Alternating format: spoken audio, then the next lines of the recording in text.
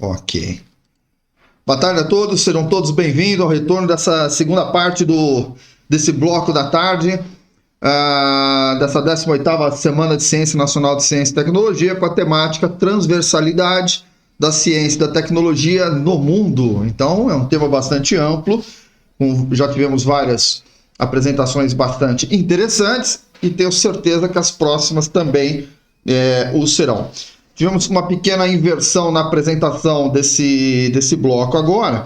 No cronograma que vocês tiveram acesso no site, houve uma pequena inversão entre o Peterson e a Natália por problemas técnicos, e nós vamos começar esse bloco agora com a apresentação, então, do Peterson. Peterson, boa tarde. Você está com o áudio disponível? Vídeo, talvez? Você consegue abrir câmera e áudio?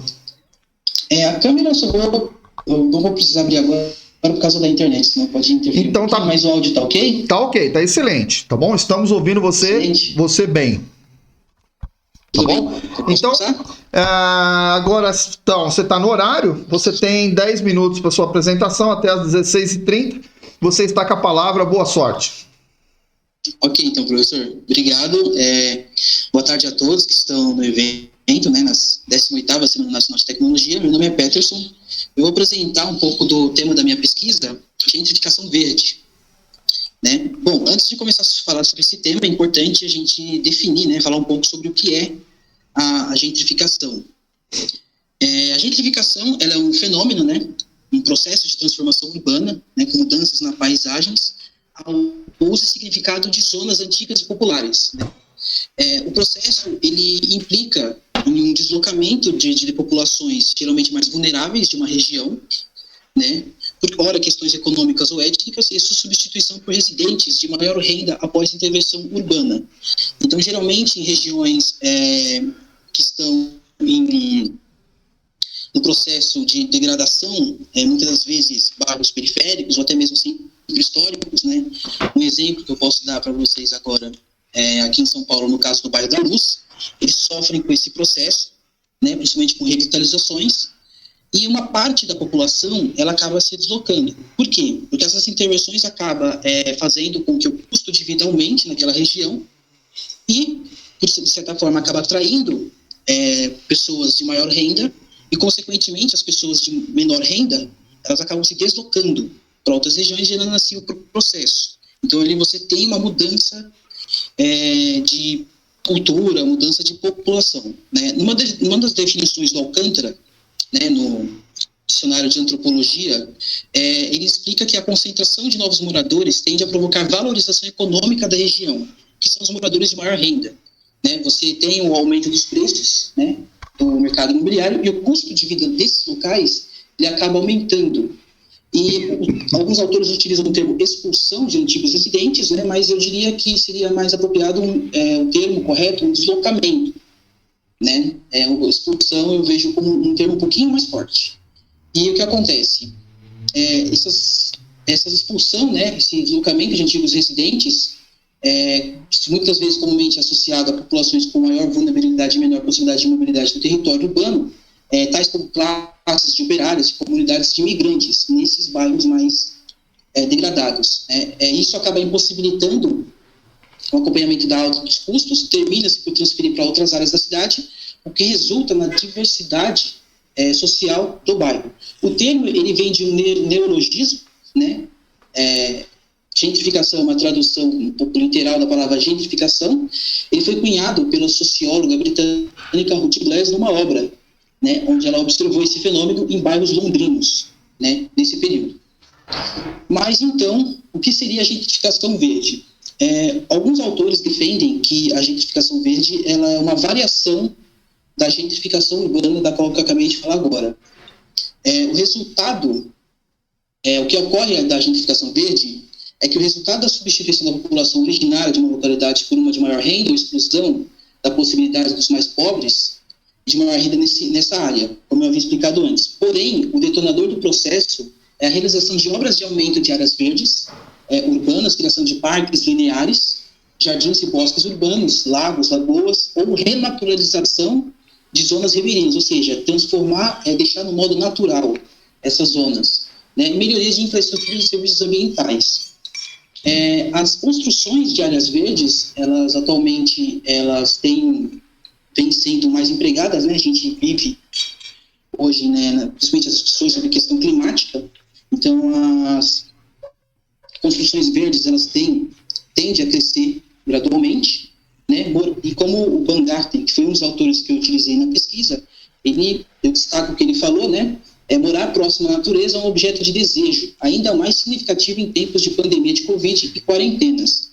E aí, na pesquisa, levantou-se muita discussão, né? De você tem, sim, preparar as cidades para modelos mais sustentáveis, né? Isso é importante e necessário, visto das modificações, né, das mudanças climáticas, mas a gentrificação verde, ela acaba por aumentar a desigualdade social, minando o processo de desenvolvimento sustentável nas cidades.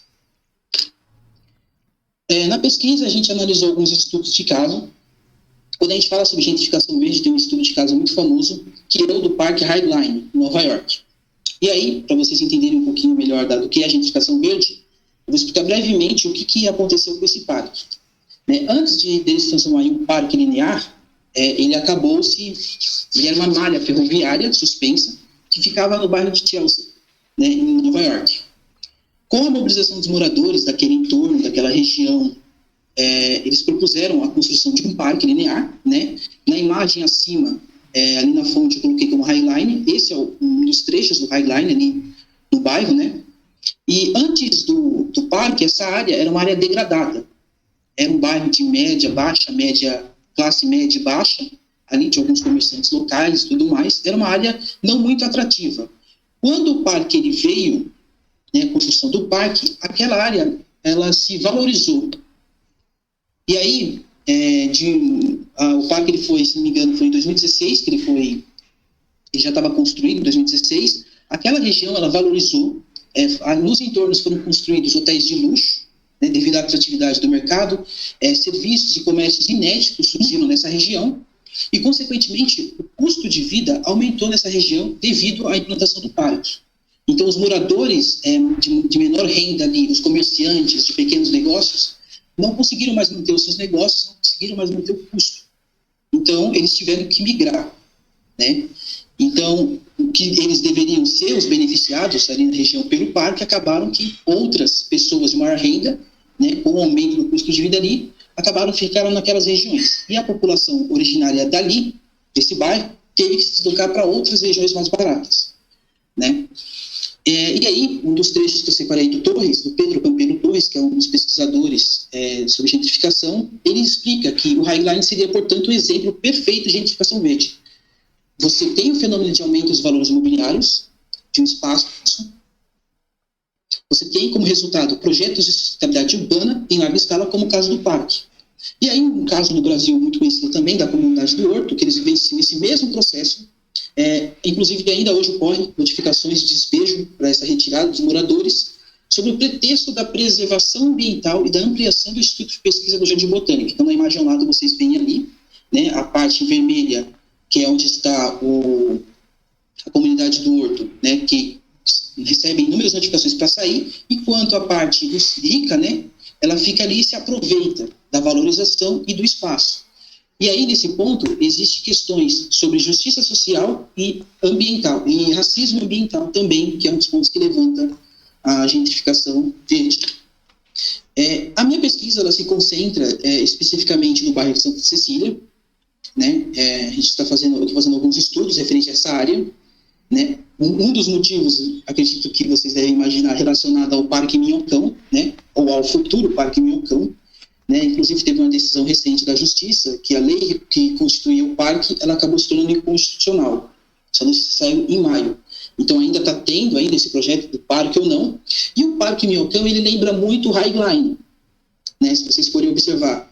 Só que o Parque Minhocão, ele levanta ainda muitas discussões sobre a sua construção, sobre sua viabilidade, mas o que eu posso dizer para vocês agora inicialmente é que há sim um processo de gentrificação naquela região, né? E aí, no momento dessa pesquisa referente ao estudo de casos que eu estou fazendo do bairro da Santa Cecília, a gente está estou ainda na fase de coletas e tratamento de dados. Também na pesquisa, eu analisei sobre ações de combate à gentrificação, né? O que tem sido feito para poder combater esse tipo de processo. No caso que eu peguei, que me chamou mais atenção, foi o da comunidade do Horto, né, onde o ativismo dos moradores, ou seja, a reunião dos moradores tem sido fundamental para frear esse processo, né, justamente por causa das notificações de despejo, né, e um dos recursos que eles encontraram é o resgate da memória da comunidade. A comunidade do Horto é uma comunidade muito antiga, a formação dela é antiga, remonta desde o século XVIII, né, a população que está ali são descendentes de construtores, de antigas fábricas que existiam na região, também pessoas que trabalham no Instituto de Pesquisa e também no Jardim Botânico na região também. Né? E eles têm uma associação, que é a Associação dos Moradores Amigos do Horto, e também do Museu do Horto, que ajuda nesse resgate da memória para poder preservar aquela região e manter os moradores na luta, né, por moradia. Por fim, nessa pesquisa eu já fiz um artigo, né, que já foi produzido, foi aceito, ele vai ser apresentado no Congresso agora em dezembro. Porém, eu pretendo continuar essa pesquisa por alguns motivos. Um deles é que é um tema que eu achei muito atrativo, é um tema interessante. Gentrificação verde é uma das dificuldades, inclusive, que eu tive, é que existem poucas publicações sobre gentrificação verde, é um tema ainda novo, aqui no Brasil, porque no mundo existem bastante, casos como Nova York, Barcelona, né? Alguns dos estudos que eu pretendo continuar ainda na pesquisa sobre a gentrificação verde no bairro Santa Cecília e no Minhocão, desenvolvimento de políticas públicas como forma de combate a esse tipo de gentrificação e um estudo sobre consumo e diversidade social. Uma das coisas que eu observei nos estudos de casos estudados é que existe a questão do consumo. A partir do momento em que os bairros são gentrificados, a forma de consumo muda, né? Como também a diversidade social e econômica nesses bairros. Então, também é um estudo que eu pretendo continuar. E, por fim, a pesquisa, eu pretendo evoluir ela para um trabalho de TCC. Formalmente, ela se encerra em dezembro, mas, devido ao meu interesse, né, e também ao interesse que eu tenho, eu pretendo continuar ela até o meu TCC, que eu acho que está previsto ali para 2023, né, quando eu me formo, já que estou agora no segundo semestre. Por fim, de forma muito breve, eu comecei essa pesquisa ali no finalzinho de julho para agosto. Tem sido muito legal fazer iniciação científica aqui no Instituto Federal. Já fiz a leitura e análise de dados de artigos relacionados à gentrificação verde, do qual resultou em parte dessa pesquisa, aprendizado de metodologia científica e uso de ferramentas de métodos científicos de pesquisa, um deles que eu utilizei como estudos comparativos e análise observacional, né? Desenvolvimento de artigos científicos, como eu falei para você, eu desenvolvi um que vai ser apresentado futuramente agora em dezembro, e essa pesquisa, ela teve origens no grupo de estudos de dados inteligentes, que a Rebeca apresentou anterior a mim, né, nas discussões sobre gentrificação nos casos de Auckland, né, e de Brasília, que foram os casos que eu apresentei no grupo de estudo, né. Gostaria de agradecer ao Instituto Federal pela participação aqui na semana, também pela bolsa PIBIS, que permitiu a pesquisa, né, que é a PIBIS, que é o Programa Institucional de Bolsa de Iniciação Científica aqui do Instituto, também aos membros do grupo de pesquisa, que me auxiliaram nas discussões, né, que contribuíram tanto no surgimento da pesquisa, como também nos pensamentos, também na parte mais interessante, e também ao meu professor, professor Ramalho, professor William, né, que tem me dado muitas oportunidades de produzir artigos para revistas, também auxiliou, principalmente na metodologia científica, né, foi uma pessoa crucial e importante para a realização e o andamento dessa pesquisa. Então, muito obrigado a todos. Essas aqui são as referências que eu usei, algumas eu usei no meu trabalho e algumas eu usei na produção do artigo. Então, muito obrigado a todos. E é isso, professor. Excelente, Peterson, excelente, tá? Um assunto muito pertinente. Devemos estar passando por um processo também semelhante desse ali com a criação do Parque Augusta naquela região, né? Então, isso, sim, também sim. Eu acredito que é um tema bastante pertinente, tá bem? Não vamos tomar mais o tempo dos colegas, né? E vamos em frente, depois teremos um período de perguntas, e aí eu peço que você continue aí online, Peterson, se tivermos alguma pergunta, tá bem? Ok, professor. Próximo trabalho da Natália Turroni, com o tema Casas, Museus, Interatividade e Qualidade de Serviço. Natália, você está por aí? Oi, boa tarde, estou sim. Estou colocando você aqui como apresentadora. Você pode compartilhar conosco sua apresentação? Claro, só um momentinho. Professor. Pois não. Oi, Júlia. Perfeito. Tem uma pergunta, você vai querer deixar para o final? É que a professora Idalise, ela tinha recomendado que as perguntas fossem feitas no período de perguntas. Vamos deixar então, Julia? Beleza, então. Tá? Depois das 16h40, nós vamos ter a apresentação agora da Natália. A Natália agora tem 10 minutos, aí nós vamos ter um tempinho de 5, 10 minutinhos para perguntas. Aí faz para os dois. Pode ser assim, Julia? Pode ser sim, obrigada. Então tá bom.